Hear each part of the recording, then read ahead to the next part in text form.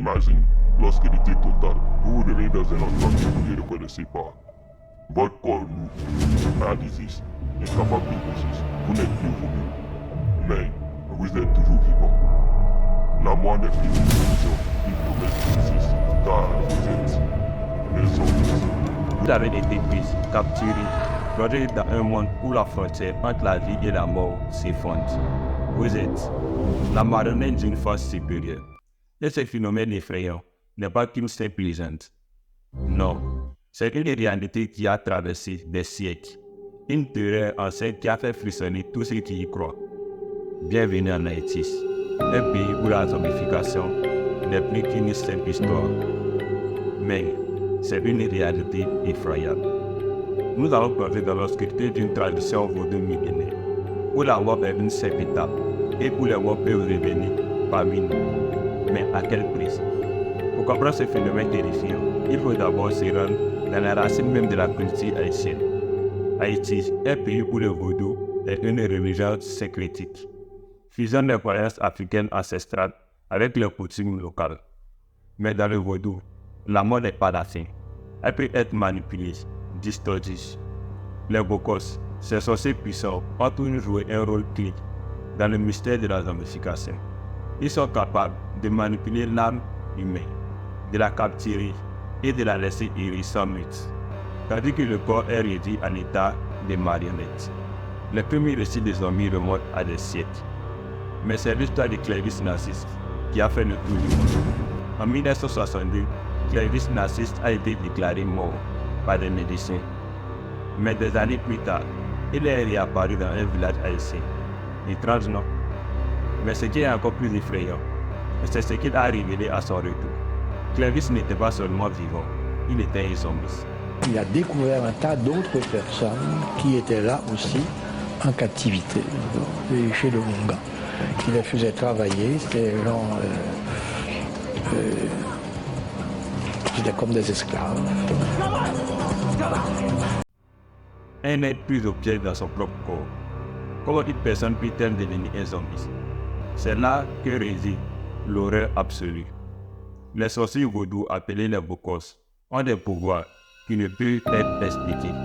Ils connaissent des secrets ancestraux, des rituels interdits, capables de contrôler la vie et la mort.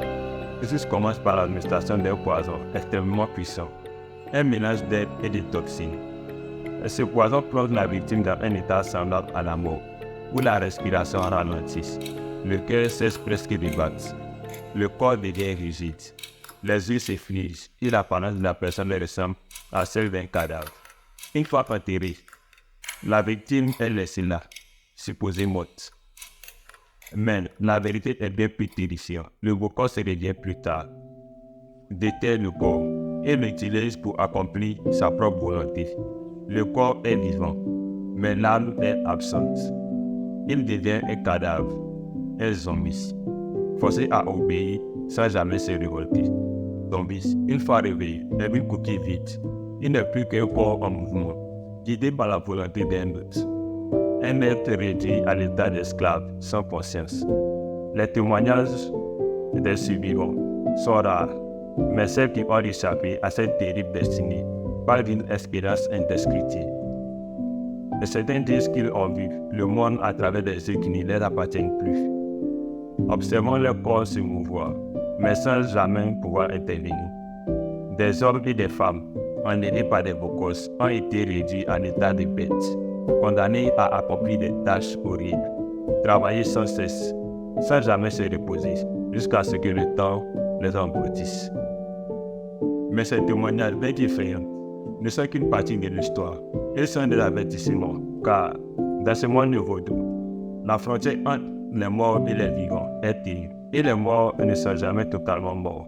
Alors la zombification était-ce une légende, une simple invention des habitants d'Haïti, une peur ancestrale qui se nourrit de superstitions, ou est-ce une vérité cachée dans les hommes, une pratique secrète qui existe depuis des siècles et que certains préfèrent dissimuler? Ce qui est certain, c'est que les morts ne sont pas toujours morts, et parfois ils ne partent peut-être jamais. Vous aussi, vous n'êtes jamais vraiment seul. Peut-être que quelque part, une force invisible, un pouvoir ancien attend dans l'obscurité, prêt à vous appeler. Si vous êtes resté jusqu'à la fin de cette vidéo, c'est que vous avez probablement aimé la vidéo. Likez, de commenter, me donner plus de force. C'était Alba.